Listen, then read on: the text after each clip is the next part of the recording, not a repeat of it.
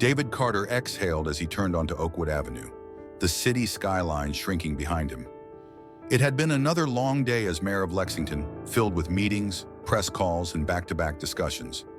His mind was already shifting to a quiet night at home, a glass of whiskey, a jazz record, and much-needed solitude. Then came the flashing red and blue lights in his rearview mirror. His body tensed. He instinctively glanced at his speedometer. 35 and a 35. He hadn't run a red light, hadn't swerved, hadn't rolled through a stop sign. His jaw tightened. Then why am I being pulled over? Still, he did what he was taught. Signal, slow down, pull over, keep hands visible. He turned onto the shoulder, the gravel crunching beneath his tires. The patrol car behind him stopped, its lights still flashing.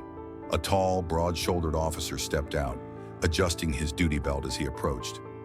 Jake Mercer, mid-30s, muscular, blonde hair cut short. His uniform was crisp, his movements slow and deliberate. David took a steady breath and rolled down his window just as Mercer reached the driver's side. "Evening, officer," David said, keeping his tone neutral. Mercer didn't return the greeting. "License and registration." David frowned. "May I ask why I was stopped?" Mercer's expression didn't change. "License and registration," he repeated. Suppressing a sigh, David reached for his wallet, moving deliberately as he retrieved his driver's license and the car's registration. No sudden movements. He knew how easily these situations could turn.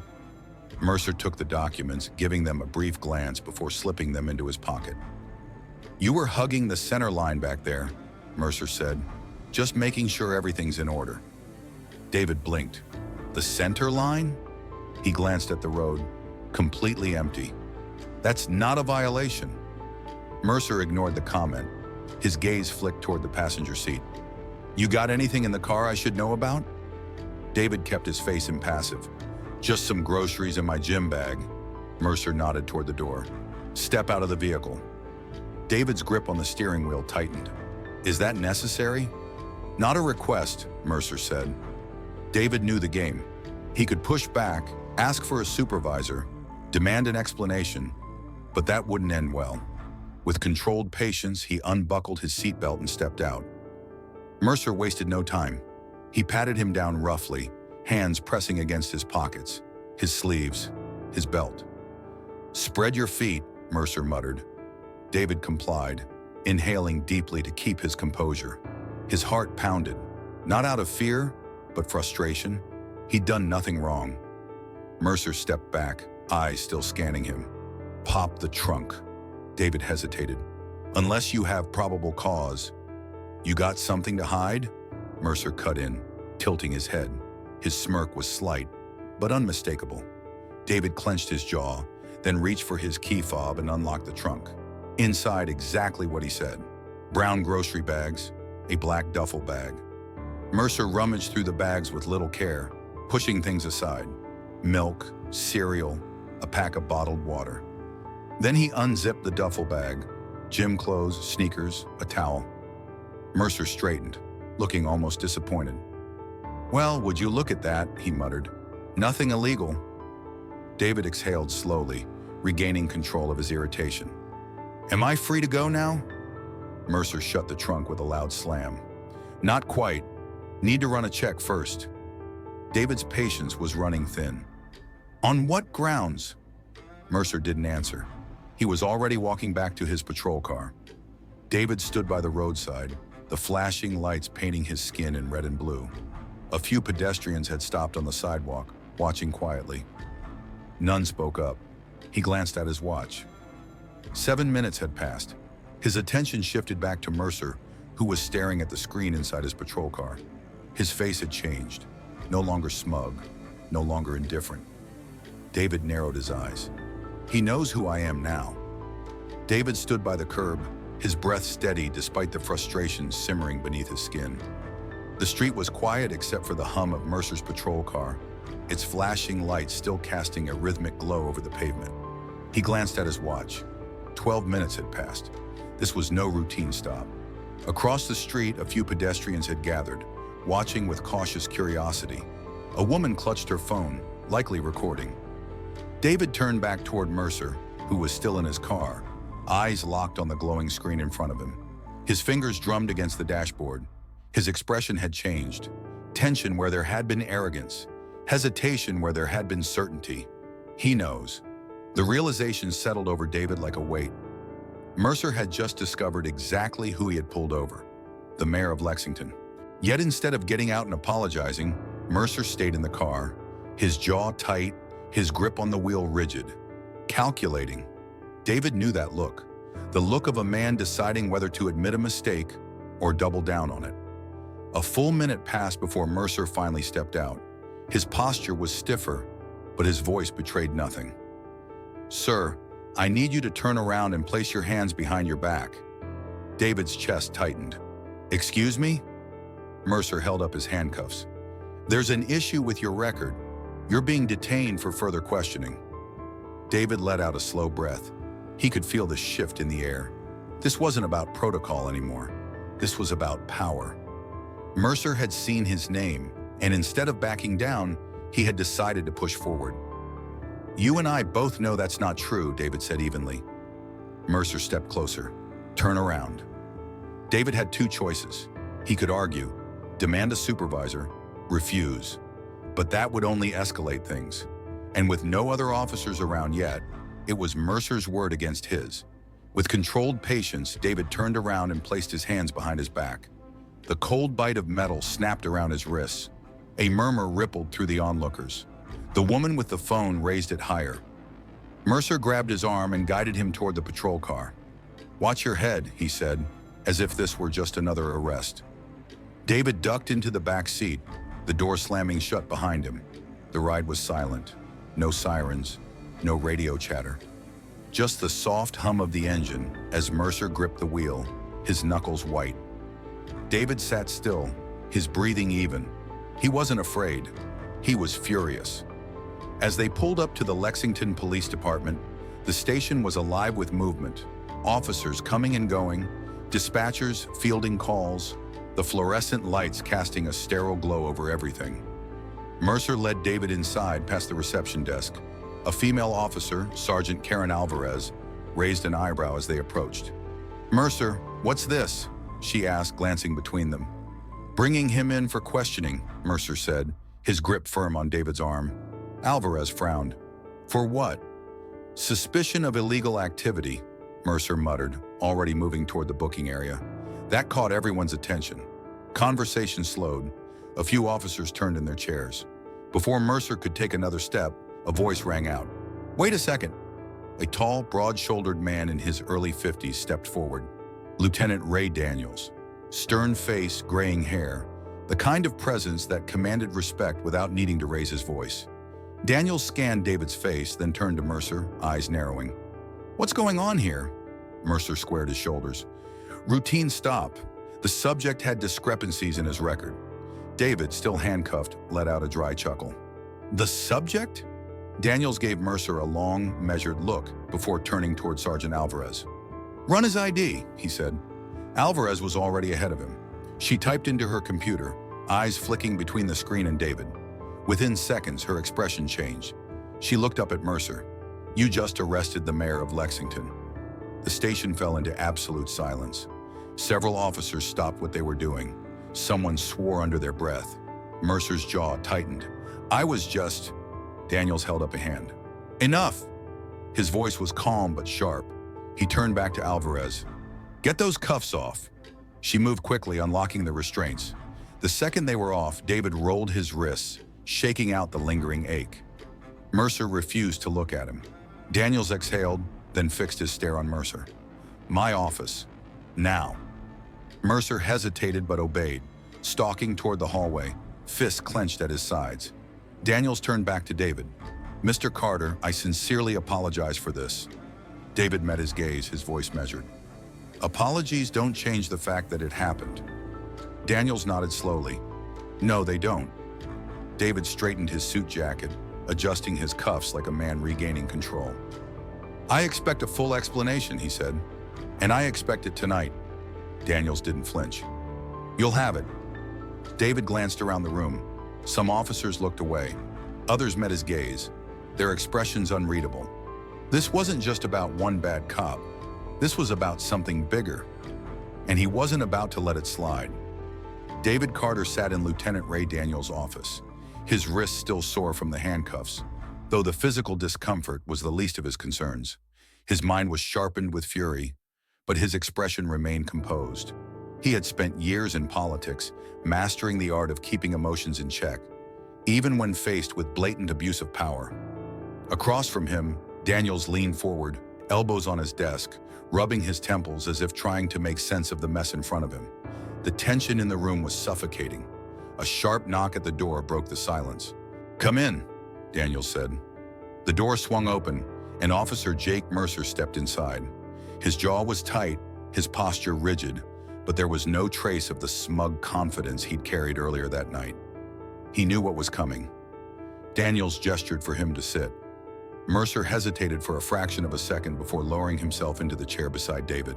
He didn't look at him. Daniels exhaled. "Officer Mercer, let's start with the basics.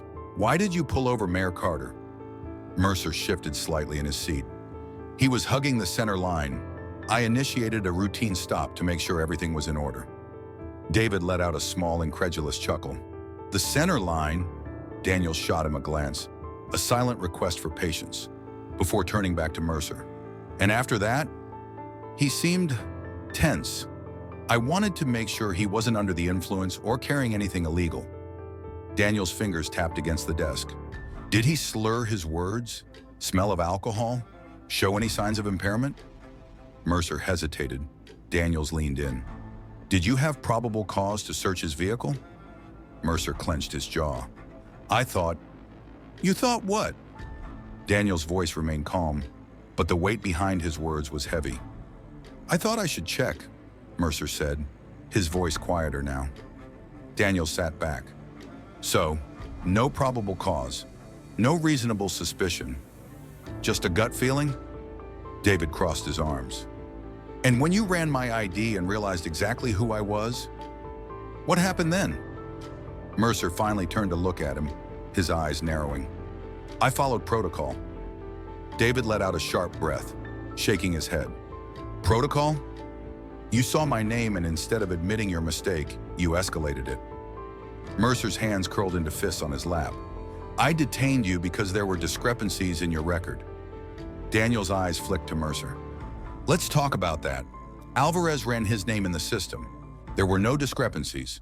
So either our entire database is broken, or you just made that up." Mercer's nostrils flared, but he said nothing. Daniel stared him down, then shook his head. "You know what the worst part is? The arrogance. You could have just admitted the mistake. Instead, you doubled down." Mercer's face reddened, but he held his ground. "I was doing my job." Daniels let out a slow breath, nodding slightly, as if he had finally come to a decision. He reached for a folder on his desk and flipped it open. "Effective immediately, Officer Mercer. You are placed on administrative leave, pending a full internal investigation." David leaned forward slightly, watching Mercer's reaction. The officer stiffened. "You're suspending me? For what?" Daniels raised a brow. "For what? How about unlawful detention? Abuse of authority? Wasting department resources?" He shook his head. "And frankly, I should be considering a termination recommendation. But let's take it one step at a time." Mercer shot up from his chair, his face red. "This is bullshit. I was following the rules." David stood up, smoothing out his sleeves. "No, Mercer. You were playing God with your badge, and you got caught." Mercer's mouth opened, but whatever retort he had died on his lips. Daniels turned to him. "Turn in your badge and gun before you leave tonight. You'll be notified about the hearing." Mercer looked between them, chest rising and falling with heavy breaths. Then, with one final glare at David, he stormed out of the office, slamming the door behind him. The silence left behind was deafening. Daniels sighed and pinched the bridge of his nose. "I can't apologize enough for this, Mr. Carter." David studied him carefully. Daniels wasn't like Mercer. He wasn't making excuses. He knew the weight of what had happened. "An apology isn't enough," David said. "Something like this doesn't happen in a vacuum. Mercer didn't create the problem. He's just a symptom of it." Daniels nodded slowly. "I don't disagree. David took a step closer. Then let's talk about solutions. Because if you think I'm just going to walk away from this and let it go, you're gravely mistaken. Daniels let out a long breath and gestured toward the seat. All right, Mayor, let's talk. That evening, the Lexington Community Center was packed. Residents filled every seat, lining the walls when chairs ran out. Some held signs reading, "Justice for all," and "End racial profiling now." Others wore expressions of anger, skepticism, or cautious hope. David stood at the podium, the weight of their expectations heavy on his shoulders. "Good evening, Lexington," he began, scanning the faces before him. "I stand before you not just as your mayor, but as someone who, just last night, experienced what too many of you already know: that justice in this city isn't always applied equally." A murmur ran through the crowd. David continued, "If I hadn't been the mayor, if cameras hadn't been rolling, who's to say how that stop would have ended?" A voice called out from the back, "It happens to us all the time." David nodded. "And that's exactly why we're here. Not just to talk about what happened to me, but to talk about what's been happening in this city for years. The question isn't just what we do about Jake Mercer. It's what we do about a system that allows this to keep happening." Applause rippled through the audience, but others still looked skeptical. Chief Holloway shifted uncomfortably in his seat. "Mayor Carter, I understand your concerns, and I assure you, we take this very seriously. We're conducting a full review." David turned to him. "With respect, Chief, a review isn't enough. We need action, starting now." Murmurs of agreement spread through the room. A young woman in the audience stood up, Lisa Ramirez, a local activist. "What about a civilian oversight board? We've been asking for one for years." David nodded. "I support that. A civilian-led board to oversee police misconduct cases with real authority." Chief Holloway hesitated. "That's a complex policy shift. It would require council approval." Councilman Greg Wilkes, a longtime opponent of police reform, leaned forward. "And let's not rush into things just because of one high-profile incident. We need to hear from the department. Consider the budget." Boos rang out. Someone shouted, "This isn't just one incident." David gripped the podium. "With all due respect, Councilman, waiting means more people get pulled over, searched, arrested for nothing. We've waited long enough." A middle-aged black man stood up, Tom Bennett, a lifelong Lexington resident. His voice was steady, but his hands shook slightly. "I've lived in this city for 40 years. I've been stopped more times than I can count. My son was pulled out of his car at 16 because he fit a description. This isn't about budgets. It's about whether men like me and my boy can drive home without wondering if we'll make it home at all." David turned back to the officials seated behind him. "You hear that? That's the real issue, and that's why I'm calling for 3 immediate steps. A civilian oversight board with power to hold officers accountable, mandatory bias training for all officers, stronger disciplinary policies for officers who abuse their power. I will be submitting these proposals to the council tomorrow. No more delays, no more excuses." The crowd erupted in cheers and applause. Wilkes leaned over to Holloway, whispering something. The police chief looked tense but didn't object. Lisa Ramirez stepped forward. "And if they don't pass it?" David's eyes scanned the crowd, then landed on the dozens of phones recording, the reporters scribbling furiously, the people hungry for change. "Then we fight," he said simply. The room roared with agreement. Tonight wasn't just about him, it was about all of them, and the fight was far from over. The morning after the public forum, City Hall was buzzing with a mix of excitement and tension. Some council members had publicly supported David Carter's proposals, while others, like Greg Wilkes, had been evasive, insisting that the issues required further study. David sat in his office scrolling through news articles. Headlines dominated every outlet. Lexington mayor calls for police reform after his own wrongful arrest. The Lexington Post, civilian oversight board gains momentum amid public outcry. Channel 5 News. Divided council debates law enforcement accountability, Capital Gazette. He knew this was just the beginning of the battle. The public was engaged now, but would they stay engaged once the news cycle moved on? Angela Reed walked in, a folder in her hands. The council meeting's in an hour. Looks like we'll have 7 votes in favor, 3 against, and 1 undecided. David looked up. Who's the holdout? Angela sighed. Councilwoman Deborah Lively. She's getting pressure from the police union, worried about unintended consequences of the oversight board. David nodded. Get her on the phone. I want to talk to her before the meeting. Angela gave him a knowing look. You planning to persuade her? He met her gaze. I just want her to understand what's at stake. By the time David walked into the packed council chamber, the tension in the air was thick. Protesters lined the steps outside. Reporters filled the back of the room. Council President Elaine Foster banged the gavel. We are here to vote on 3 reform measures introduced by Mayor Carter. She read them aloud. A civilian oversight board with disciplinary authority over misconduct cases, mandatory bias training for all officers, stronger disciplinary policies for abuse of power. The floor is open for final comments, Foster said. Councilman Greg Wilkes leaned into his microphone. Look, nobody supports police misconduct, but this oversight board, it's unnecessary bureaucracy. Our police already have internal reviews. From the crowd, someone shouted, "Those don't work!" Wilkes ignored it. And these disciplinary measures? They'll make it harder for good officers to do their jobs. We're punishing the entire force for the actions of one man. David tapped his microphone, his voice measured but firm. With all due respect, Councilman, this isn't just about one man. This is about a system that allowed it to happen in the first place. Applause rippled through the audience. David turned toward the council. This isn't anti-police. This is about accountability. Officers who do their jobs with integrity, who serve this city with honor, should want this just as much as we do. He looked across the table at Deborah Lively.